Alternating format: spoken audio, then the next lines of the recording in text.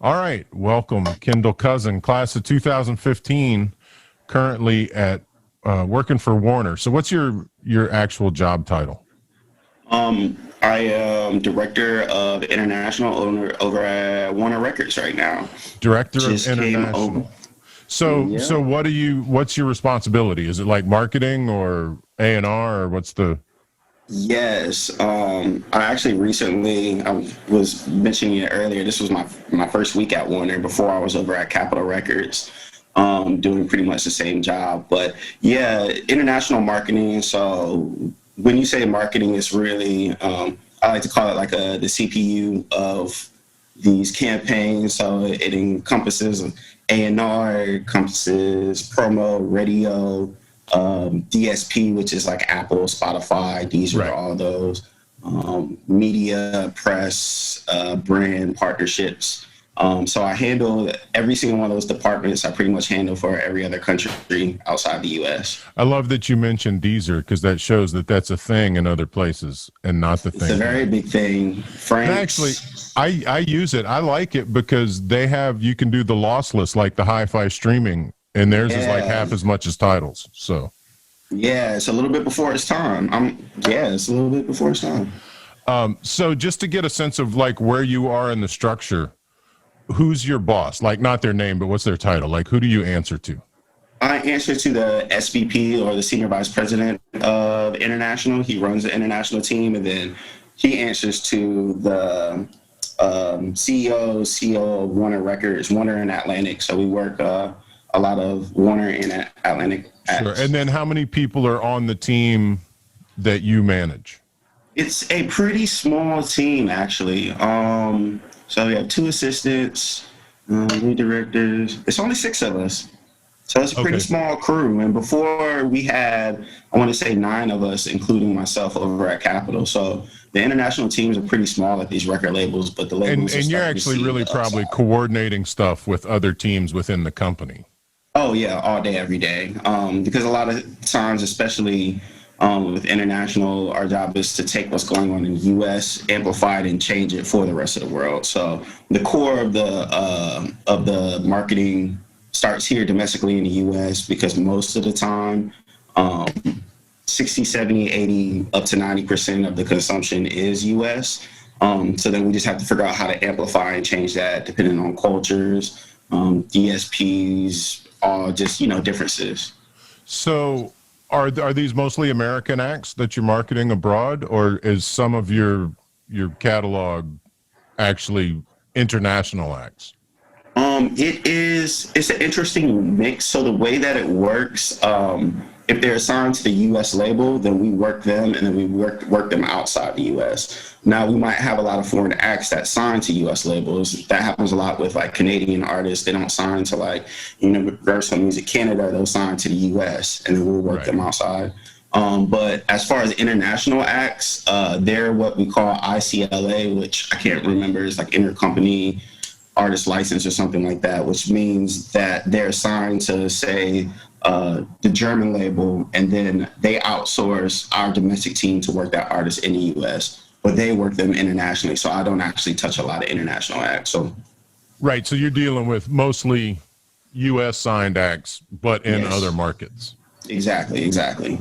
Cool. So how'd you get into the international thing? Like what Um, job path all of a sudden was like, okay, you get the rest of the world? Funny enough, I've always been like a huge culture nerd. I always watched like Nat Geo, Discovery, all that, like a whole lot of educational television when I was a kid. So I've always like my passion has always been traveling. I've always wanted to see the world. And I was like, well, I don't have money, so what's the best way to do it? I'll do it through a job or work. I'll do it on somebody else's dime. And of course, my passion for music went to Loyola for that. So I was trying to figure out how to conjoin those two, and I just kind of how I found it. But the path really started when I was a Universal Music College rep. Applied for that, I want to say junior year undergrad, and I was at UMG for my junior, senior year, and then I went to grad school and did it for another 2 years there, so I could stay on the squad. And What'd you just do in worked. grad school? What'd you do? Did you do an MBA? I got my MBA and I focused in international business because by then I was like, by the time I graduated, I was like, I want to do something outside the US. I don't know what it is quite yet, but I know that this is my focus is international relations. So tell me about the UMG college thing. Like, what was your role as the student rep? As the rep, we work with all of the UMG labels, which UMG is the largest record label out there by far, by a long shot. They have Republic, Def Jam, Capitol, which I used to work at, Interscope, the Christian labels. It's the Blue Note, all the way across the board. They have a lot of.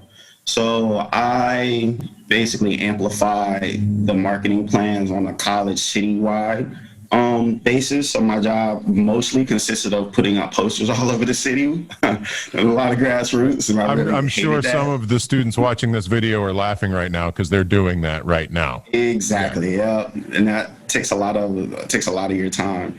But outside of that, really just amplifying, like putting together radio interviews and trying to do stuff when the artists came on tour in town. So have them meet maybe campus press or put together a little pop-up shop in the city for students to meet them.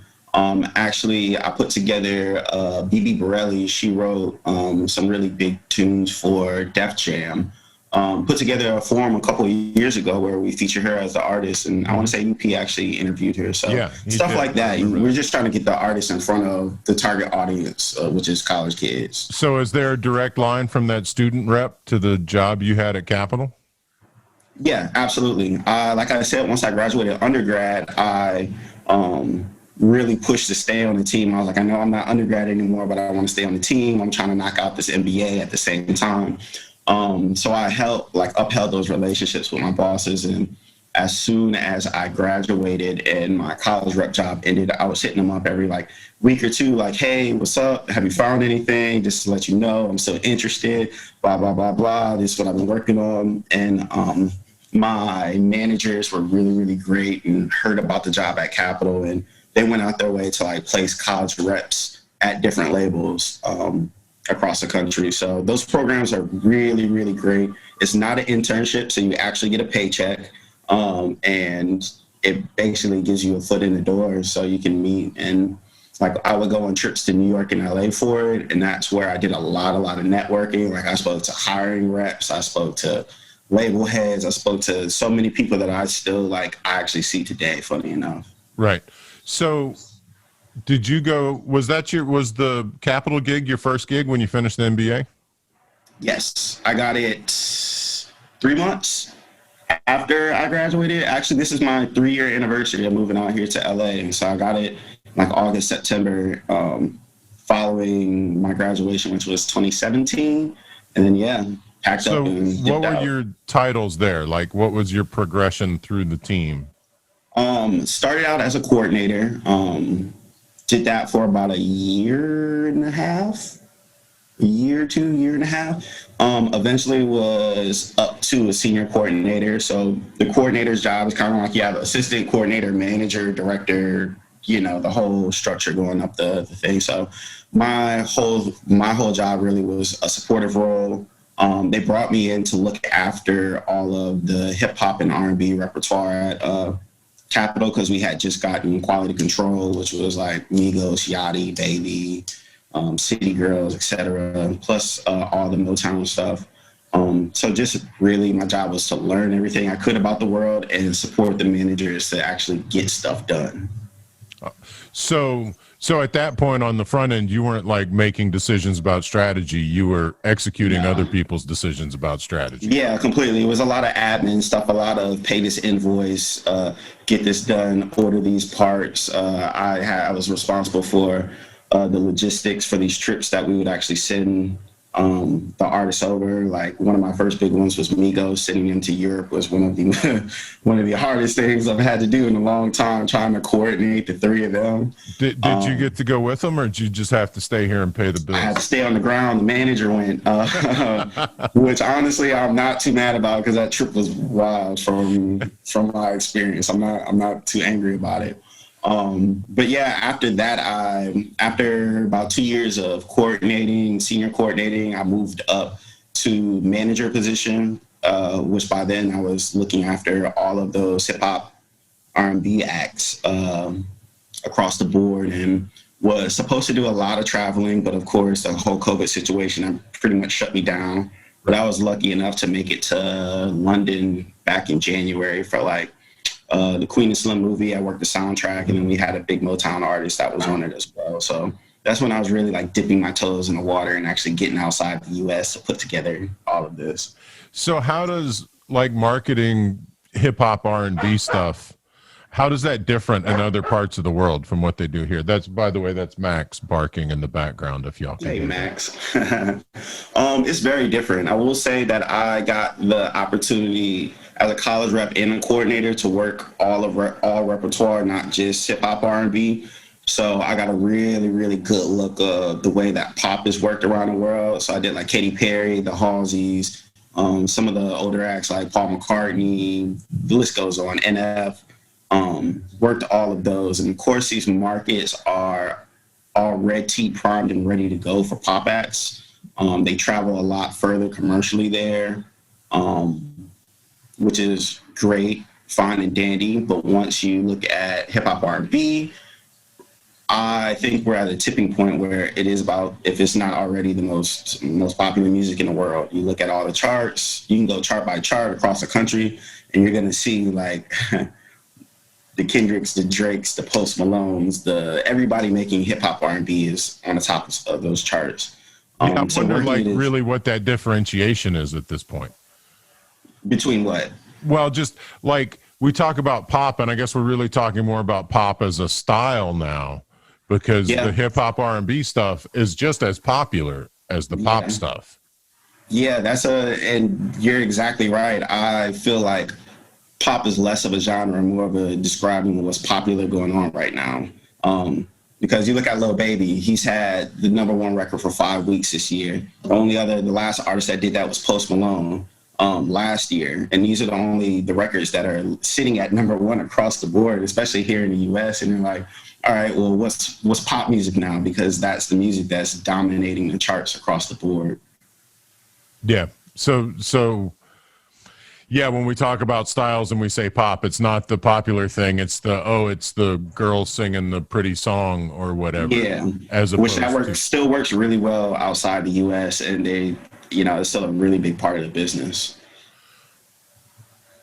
How is like if you were doing your job for the U.S. market, how would it be different than what you do for the international market? If say I was a project manager domestically, like I would work a lot more with the logistics of actually getting music put together, put out, putting the planning around it. So their jobs are very difficult. I'm not even gonna lie, their jobs are very difficult. We both have our challenges, and that's the big thing is building, like for myself, is building a relationship as the manager internationally with the domestic person, so we can both go hand in hand with everything. But say we want a song out, we have to figure out timeline, schedule, when it's going to come out. We need to get parts ordered for it. We actually have to make sure. What do you mean when you say parts? Parts is just like supply chain, posters, T-shirts, whatever. More so like you need to get the master file. You need to get all of like the actual everything mixing. Right, actual like back end supply chain to get a song out, which is more difficult than I expected. You think you could just make a song and put it up on the internet, but that's not how it works. Big picture. Right. That might be how it works for me. That's not how it works for Drake. Yeah. Yeah, exactly. So they deal with a lot more of the nitty gritty. Let's put a timeline together. How are we going to reach this date? These are the things that we need. Here are the legal ramifications for doing this. And how far in front of a release are you planning stuff?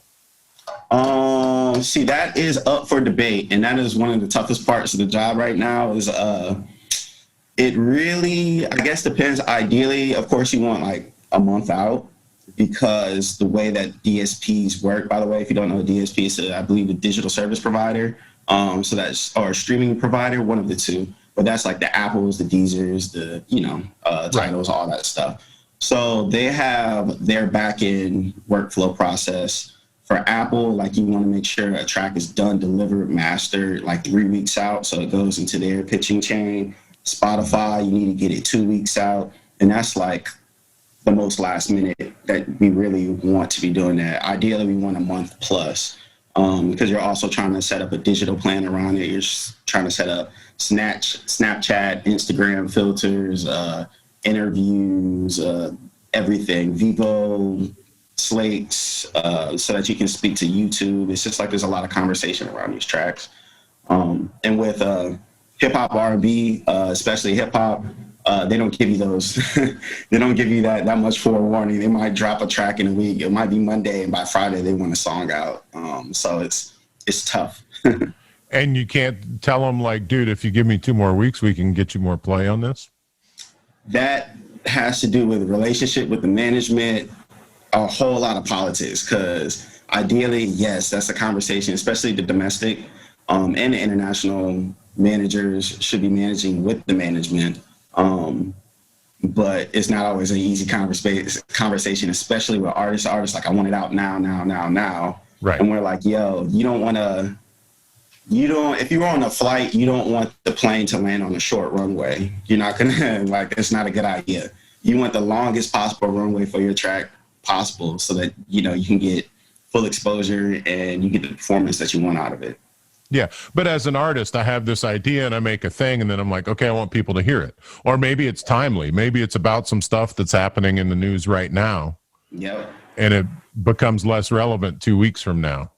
Yeah. Yeah, I get that's complicated. There's a lot of stuff. Yeah, or it's like we have a due date right here. The artist keeps changing stuff and keeps changing it. So like, we can't hit that date. We got to push it back. That's another, thing to manage with artists, is just even trying to get audio delivered on time, because most of the time they're not ever settled with the final version. They're just like, ready to keep on. Yeah. So are those release dates the same internationally? Does that change? Because I was listening to this podcast the other day. Dude was talking about his book coming up, and he said, if you're in the U.S. Or Canada, it will be available in, I don't know, October or whatever. And he said, but every place else in the world, it's out right now. And I was like, well, couldn't I just set my VPN to England and go buy the ebook now? Like, why? It seems like at this point in world history, the idea of like having different release dates in different regions kind of doesn't make sense. But is that still a thing y'all deal with? Not so much on the digital side, because I was watching the PlayStation 5 thing you had yesterday, and they're like, coming out November 13th in US, Canada, Japan, rest of the world on the 19th. And I was like, why don't you just launch it everywhere at the same time? But that more so comes into play with physical albums, but not too much. The only real difference when releasing music, you have to keep in mind, like, we're, especially myself on the West Coast, is at the very, very end of the day. Mm-hmm. So the rest of the world is an entire day ahead. Like right now, we've already released a track, and it goes live at 4 a.m. on Thursdays, which is 12 a.m. in New Zealand. So you have to remember, like, store turn stuff will actually come out Thursday night. Right. Unless usually hip hop will come out midnight here on the East Coast, and that rest of the world has to kind of like wait on it. But it's really like, well, I'm always kind of in the mindset of a day or two ahead, because if I get assets late, then I'm like, all right, if I get assets on Wednesday, that means that the rest of the world doesn't get it till like Thursday night. By then we're already a day behind. I'm like always working on a day behind. How much of the stuff that y'all are doing, and you can sort of speak to like either label, since I know you're new at one, still deals with physical product? You mentioned, the release thing with the physical. Physical internationally is very important in certain regions. So like your Japan's super, super important there. I love the culture that they have around it. You can release 3 different versions of it, and they'll buy all 3 versions, and that's like a big chart play. So if you ever look at, like, it's very hard for artists to get any type of like gold or platinum certification in Japan, because their physical lines, their physical, break lines are so high. Germany's just still really big. France and UK as well. So we really have to cater to those markets fit for physical. You making CDs or LPs or what? Both. And when you start talking about CDs and LPs, then you start talking about a timeline that stretches 12 weeks out, because you need 12 weeks to get the parts, music delivered, get the vinyl press, and get it shipped out to these different countries. I say y'all might be able to get vinyl pressed in 12 weeks. I can't get vinyl pressed in 12 weeks. Well, we can't either. On the manufacturers is long. All the manufacturers are like shut down. I think we had to press some in like somewhere around some Eastern European country, because that was the only country open in the last couple months. Anything pressed for like Katy Perry or something. Wow. So physical is still big important to us. It's kind of up for debate, but a lot of the labels are going back to a lot of physical, because we're realizing that we're losing a lot of money if we just don't do physical. You'll be missing like maybe 10-20% of sales coming purely from that. And since physical is still kind of an old thing, we really have to figure out how to either bundle it with a ticket or bundle it in a way that we can still have it charting in each territories, because legally it's different everywhere you go. You can't really sell physical the same way here so it will chart in the UK than it would in France or Germany. You mean legally it's different, like how they count the charts? Yeah, because Billboard seems like they're changing their chart rules every year, and it's the same around the world. So some places you can't bundle some stuff. It'll count as like a contest if you do like a pre-order. There's a lot of legal ramifications. Or if you do buy this concert ticket and get the CD, then it doesn't count as a CD sale. It just counts as a giveaway or whatever. Yeah, exactly. So we have to figure out all those strategies in each market. I remember years ago when the U2 album magically showed up on everybody's iPhones. Yeah, I wasn't a fan. and people were like, okay, but how? Of course it's platinum, because you just gave it to like 10 million people. Mm-hmm. So that's really started that question of how you count those things. And I'll never forget, my daughter was like in elementary school at the time, and it wasn't a phone, it was like an iPod Touch. Yeah. But she called it her phone, and it was her turn to play the music in the car. And so she pulled up her thing and she was looking and she goes, "What's a U2 and why is it on my phone?"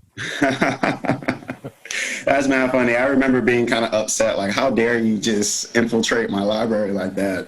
But I mean, that's another big part. All these labels are trying to find the next loophole. They're trying to find whatever loophole they can to get our artists to that #1 spot or to increase sales in any type of way, because chart play is just like, it's really good for press and stuff like that. Sure. And that was the beginning of like a new way of thinking about getting stuff to people.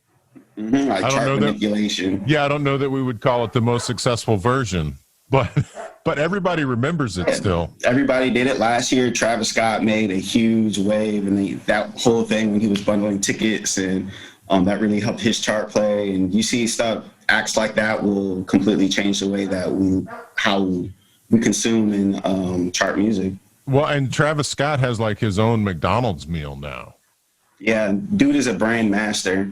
That's one of the biggest things about artists. If you really want to get big, especially around the world, brands are the way to go. They have the funds to promote you, to do what you need to do. He did the Fortnite activation. He did McDonald's. He did the list goes on. But like, we would try to do that type of stuff, especially in like Japan and some of the Asian markets. Is like, we need a brand attached to this person in order to expand our horizon, because now old ladies know who Travis Scott is because of McDonald's. Right, because you pull up at the drive-thru and he's like on the thing. So how much does the brand matter in that case? Like, does the Travis Scott McDonald's thing work because Travis Scott likes McDonald's? Or, like, how important is it that those things are authentic, I guess is the question. It's very important for anything that the artists do to be authentic. I know I'm talking about brands and talking about all these digital activations, but they should be tailored to the artist, what they like, and what their artists and what they like. So like Fortnite, I thought was a great addition for him, because artists like him on my end, I would do everything I can to set up like a like a, I don't know, a Call of Duty tournament with some influencers from around the world. That's because he'll play video games. He's part of that community. Right. I'm sure that he's part of the McDonald's community too. So that seemed like a pretty easy, like, segue into a brand deal. Because I'm sure, you know, everybody loves a good chicken nugget. and Sprite with extra ice or whatever his thing is. Yeah. Cool. So what's the like weirdest marketing thing you've tried to do? Weirdest marketing thing I'll try. Or most creative. Maybe weird's the wrong word. Weird, most creative. Man, I don't know. I'm trying to think back across all the activations we did. We did some cool stuff with Halsey. She basically put together her own festival, her own carnival, which was really cool. We built it out in LA, and we just invited a ton of people. K-pop is a monster, is an absolute monster. And I got a little bit of experience working with, what is their name again? Not NCT 127, Super M, which was like the Avengers of K-pop. They grab people from all over. Their productions are absolutely wild. They want like $1 million setups and choreograph and lights and planes flying over above. And that's probably one of the wildest like marketing things I've seen we've done. We also set up an entire basketball court for Migos and Quavo and all that. That was actually pretty cool too.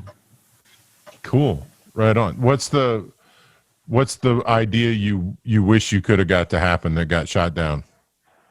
I'm really big into e-gaming because I do game just in my spare time.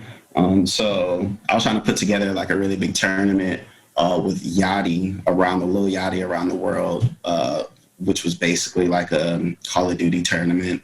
Would have loved to get that off the ground. And when I saw the Fortnite thing, I was like, I wish that was me. I wish I was able to put something together like that. But it's awesome to see those types of things because now I now I have goals moving forward. Right. And that seems really cool. I remember before they started playing baseball, ESPN or MLB channel or whatever was doing this thing where they had like the baseball video game tournament with a player from each team who would play as their team. And so I'm like watching TV and I realize I'm essentially just watching their Twitch channel, you know, exactly playing baseball. But since there wasn't baseball, it was very entertaining to me. I love the explosion that like e-gaming, don't get me wrong, pre-2020 was very big. It was really big. But now 2020 has like brought it to the forefront of light. Like they were having Madden tournaments on. Bleacher Report was having all these like Madden football tournaments because they couldn't do anything. Same thing with 2K. Same thing with FIFA. I just love to see that because it's such an easy way to promote our artists around the world, and gaming is like pretty universal. Well, and that thing of like having some experience of the artist as a real person. Like makes us care in different ways. Yeah. Because I'm like, all right, we're just gonna do what you do in your spare time, but on TV, on a screen now, and they're gonna get to know you at a much more personal level than if we took you in for a XXL, what do you call it, interview or something like that. Right. And people will watch other people's Twitch channels where they're just playing games, and I'm like, you don't even know that person. This person actually makes music that I like. I'm more interested in watching them play a video game than just their personalities are hilarious, and you don't really get to see their personalities that much. Yeah, right on. So, what's something you wish somebody would have told you in college? It's going to take some time. Regardless of the path you take, it's going to take some time. That's funny because when I asked Maeve that question, she said it's not a race. It's not a race at all. It's really not. It's going to take a lot of time. You're going to be discouraged a lot. Don't be. You got to kind of keep it pushing. I've been lucky enough to get to where I'm at. I'm not even going to say in a quick manner, but I'm enjoying the success I'm having and the amount of time that I've really been in. Because keep in mind, like I've been doing music stuff, especially in New Orleans. Oh, that's a good point, actually. One piece of recommendation I have for everybody is to hey, keep your toe, like dip it in the water, make sure your fingers on the pulse. When I was in grad school, I worked as a UMG rep. Actually, my senior year, I was a UMG rep. I worked at Winter Circle as an intern, so I did a bunch of live. I did a bunch of recorded music. I was putting together social networking events just to network people across the city, which also helped me with my Universal music stuff because I was able to put together events for artists in addition to school, in addition to 2 other jobs. So I was like working 24 hours a day. It was like doing stuff. And when you do that, you build relationships. I'm still really in great hands with the folks over at Winter Circle.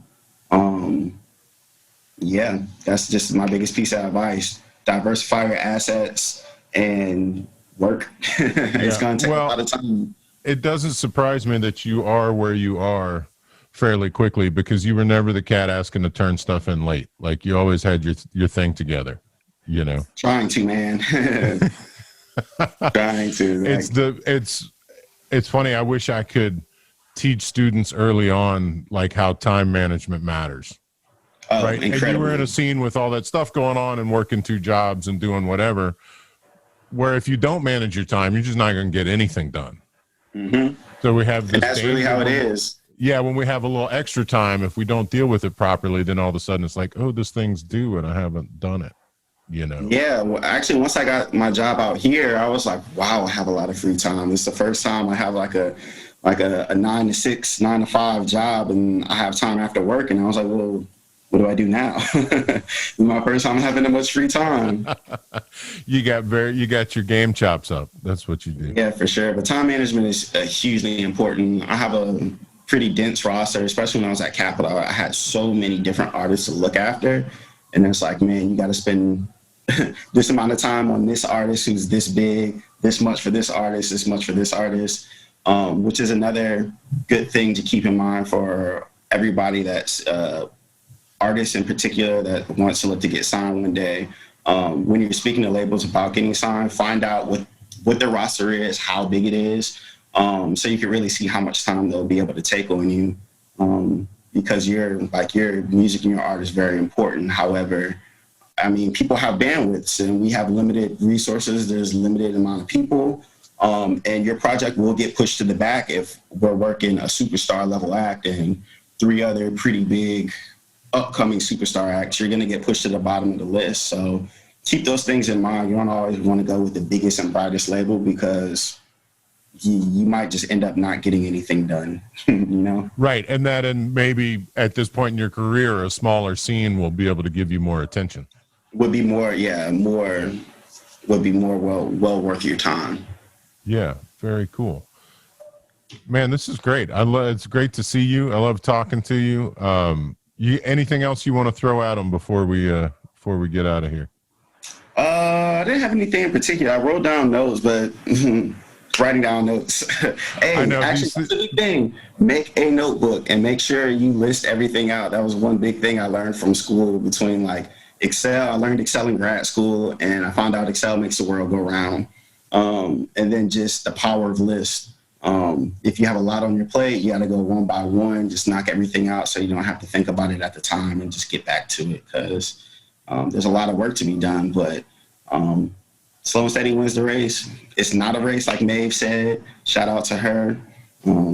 Yeah, we're going to get there, and I'm hoping this new job will elevate a little bit more on this one. So cool. Well, we'll have to get you back in once we start traveling again. We'll get you to come in person next time you're home. Absolutely. Yeah. I was really hoping I could come in for a forum one day, like actually fly in and do the in-student situation. So I'm always open. Just let me know. It'll happen for sure. Awesome. All right. Thank you, Kendall.